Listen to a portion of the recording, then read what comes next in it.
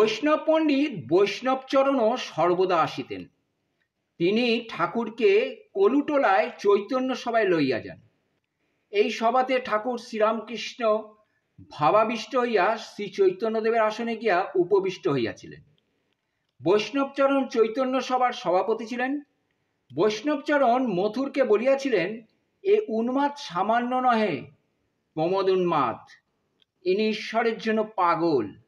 ব্রাহ্মণীয় বৈষ্ণবচরণ দেখিলেন ঠাকুরের মহাভাবের অবস্থা। শ্রী চৈতন্যদেবের ন্যায় কখনো অন্তর্দশা, কখনো অর্ধবাহ্য, কখনো বা বাহ্য দশা। ঠাকুর মা মা করিয়া কাঁদিতেন, সর্বদা মার সঙ্গে কথা কইতেন, মার কাছে উপদেশ লইতেন, বলিতেন, মা তোর কথা কেবল শুনব, আমি শাস্ত্রও জানি না, পণ্ডিতও জানি না, তুই বুঝবি তবে বিশ্বাস করব।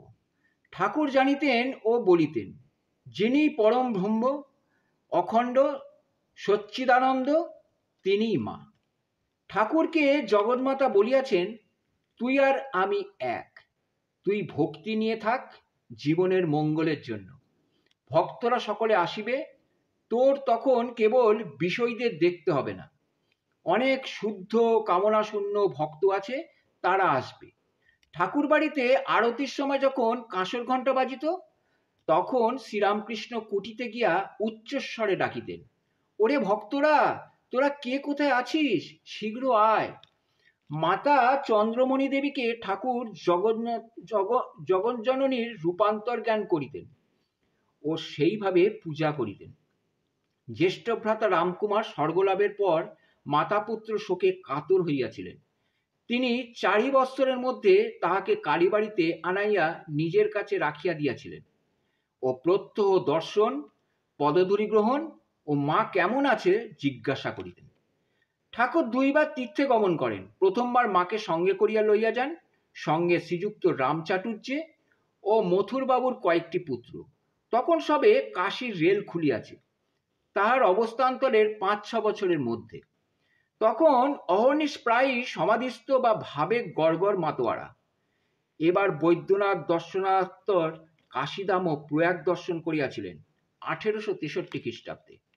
দ্বিতীয়বার তীর্থগমন হইয়া ইয়ার 5 বৎসর পরে, ইংরেজ জানুয়ারি 1868, ইংরেজির জানুয়ারি 1868 খ্রিস্টাব্দ, মথুরবাবু ও তার স্ত্রী জগদম্বা দাসীর সঙ্গে। ভগিনী ও হৃদয় এবার সঙ্গে ছিলেন। এ যাত্রায় কাশীধাম, প্রয়াগ, শ্রীবৃন্দাবন দর্শন করেন। কাশীতে মণিকর্ণিকার সমাধিস্থ হইয়া বিশ্বনাথের গম্ভীর চিন্ময় রূপ দর্শন করেন। মুহূর্ষ দিগের কর্ণে তারক ব্রহ্ম নাম দিতেছেন, আর মৌন ব্রতধারী ত্রিলঙ্গ স্বামীর সহিত আলাপ করেন।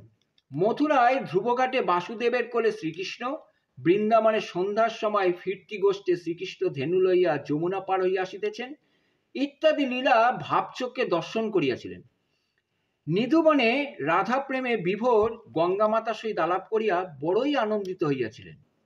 শ্রীযুক্ত কেশর সেন যখন বেলঘরের বাগানে ভক্ত সঙ্গে ঈশ্বরের ধ্যান চিন্তা করেন, তখন ঠাকুর শ্রীরামকৃষ্ণ ভাগিনের হৃদয়ের সঙ্গে তাহাকে দেখিতে যান 1875 খ্রিস্টাব্দে।